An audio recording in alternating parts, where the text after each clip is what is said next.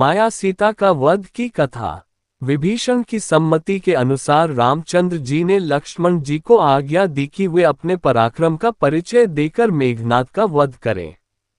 अपने अग्रज की आज्ञा पाते ही लक्ष्मण कवच पहन, हाथ में धनुष बाण ले राम के चरण स्पर्श कर मेघनाद का वध करने के लिए चल पड़े।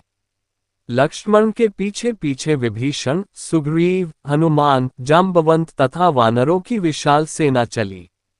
निकुम्बिला देवी के मंदिर के निकट मेघनाद के रक्षक के रूप में असंख्य पराक्रमी राक्षस हाथी, घोड़ों एवं रथों पर सवार युद्ध के लिए सन्नद्ध खड़े थे। लक्ष्मण को सेना सहित आते देख उन्होंने भयंकर हुंकार की। हुंकार की चिंता न कर लक्ष्मण तथा अंगद मार काट मचाते हुए राक्षस सेना में घुस गए। शेष वानर सेना ने भी उनका अनुसरण किया और वृक्षों, पत्थरों तथा शिलाओं की मार से राक्षसों का विनाश करने लगे। बदले में वे भी तीर, भालों, तलवारों तथा गदाओं से वानरों पर प्रति आक्रमण करने लगे। दोनों ओर से होने वाली गर्जनाओं से संपूर्ण लंकापुरी गूंज उठी। दोनों ओर भयंकर कारकाट मच रही थी।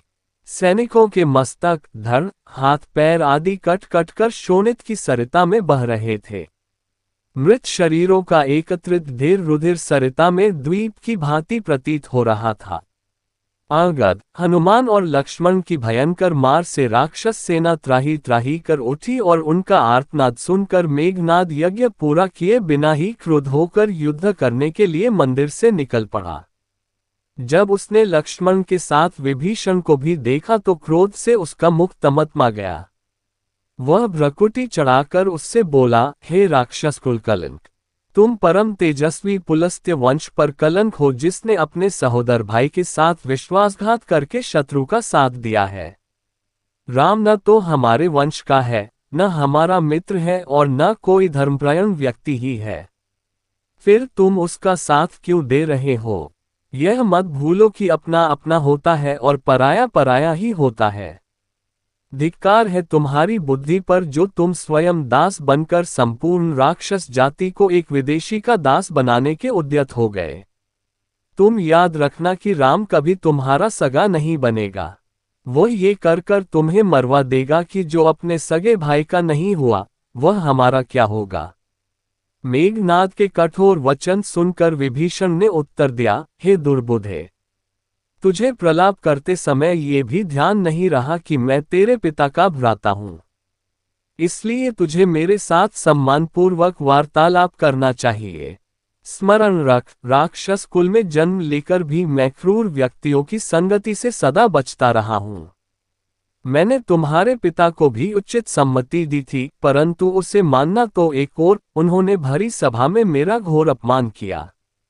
तुम लोग नीतिवान होने का दंभ करके भी इस साधारण सी बात को भूल गए कि पराई स्त्री का हरण करना, पराया धन बलात् लेना और मित्र पर विश्वास न करना, तीनों ही विनाश के कारण बनते हैं।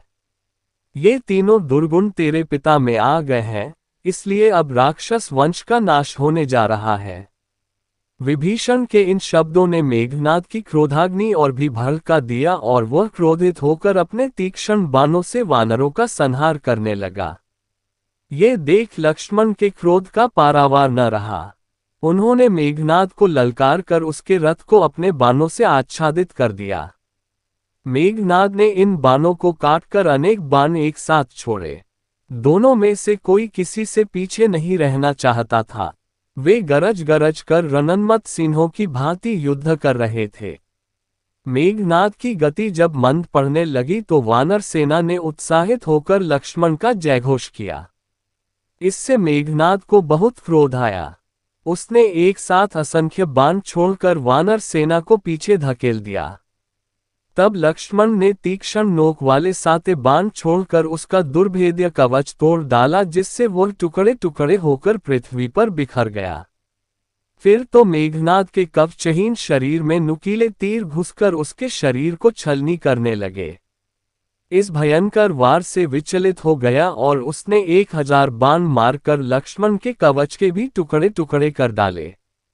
अब दोनों मतवाले वीर बिना कवच के युद्ध करने लगे। दोनों के शरीरों में एक दूसरे के तीक्ष्ण बाण घुसकर शोणित की धाराएं प्रवाहित करने लगे। साथ ही उनके बाण एक दूसरे के बाणों को काटकर चिनगारी भी उगलते जाते थे। उनके रक्तरंजित शरीर ऐसे प्रतीत हो रहे थे मानो वन में टेसू और सेमल के फूल खिल रहे हों। दोनों सेनाएं इन वीर महारथियों का पराक्रम देखकर विस्मित हो रही थीं, जो युद्ध से न हटते थे और न थकते थे। इसी भगवान की वीडियो देखने के लिए सब्सक्राइब करें चैनल को और बेल आइकॉन दबाएं।